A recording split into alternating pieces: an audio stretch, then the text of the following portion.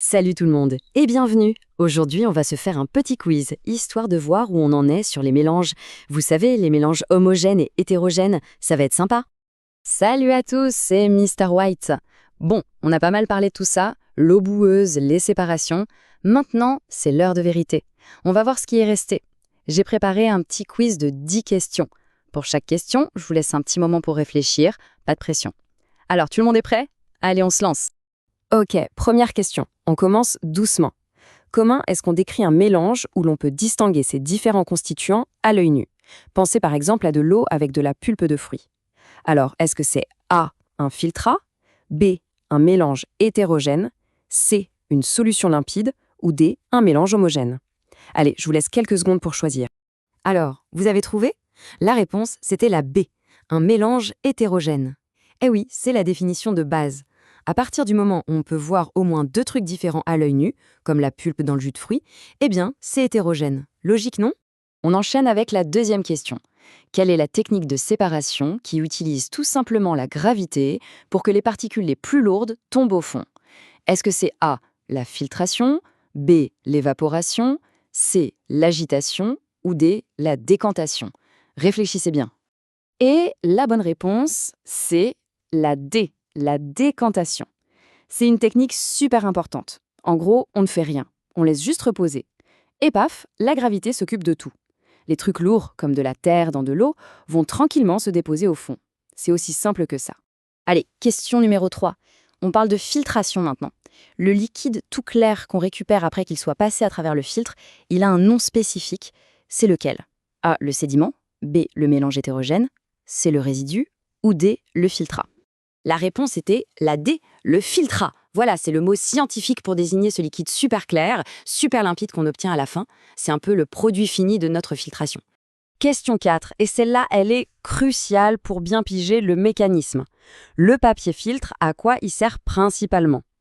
Option A, à dissoudre les impuretés. B, à retenir les particules solides. C, à donner un goût à l'eau. Ou D, à accélérer le dépôt. Qu'est-ce que vous en pensez? Et oui, la bonne réponse, c'est la B, retenir les particules solides. J'aime bien l'analogie qui est donnée ici, elle est parfaite. Imaginez le filtre comme une sorte de barrière, ou encore mieux, comme un filet de pêche. Il va bloquer tous les gros morceaux, les solides, mais il laisse passer l'eau. C'est une image super parlante, je trouve. On est à la moitié. Question 5. Là, on prend un exemple de tous les jours. Imaginez de l'eau avec du sirop de menthe bien mélangé. C'est quel type de mélange ça?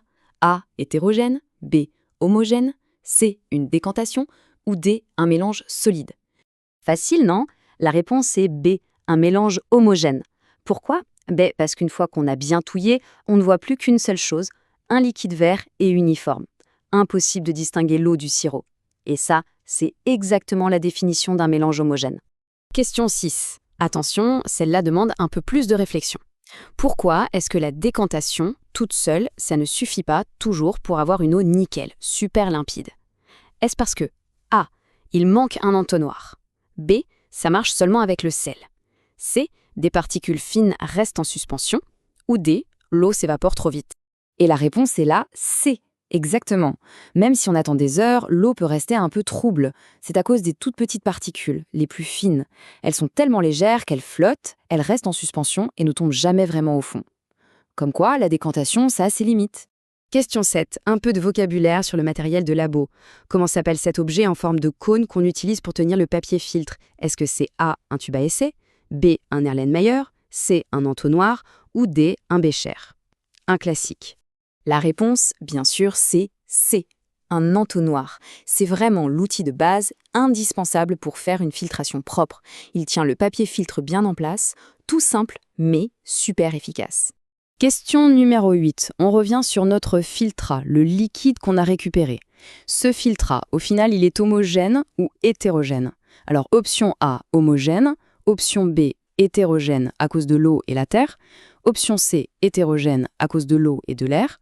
Ou D, ni l'un ni l'autre? Et la réponse est A, homogène, bien sûr.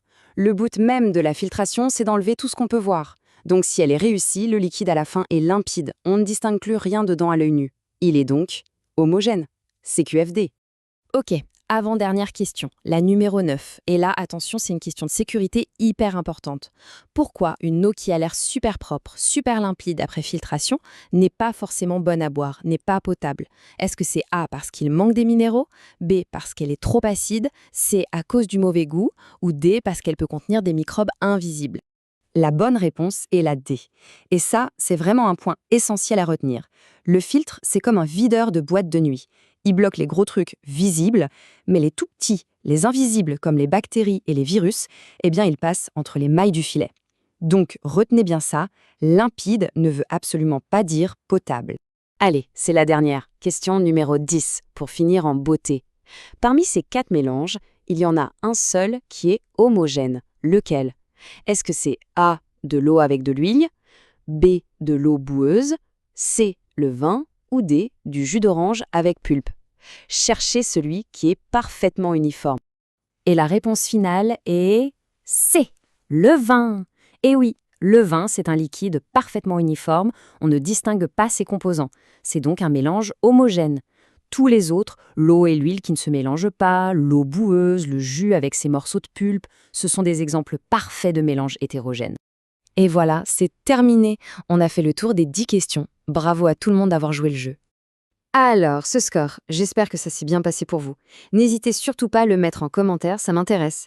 Et puis, s'il y a eu quelques erreurs, franchement, c'est pas grave du tout. Le principal, c'est de comprendre pourquoi. On peut toujours revenir sur les notions de base pour que tout soit bien clair. En tout cas, merci beaucoup d'avoir participé à ce petit quiz. On se retrouve très bientôt pour de nouvelles aventures scientifiques. Salut!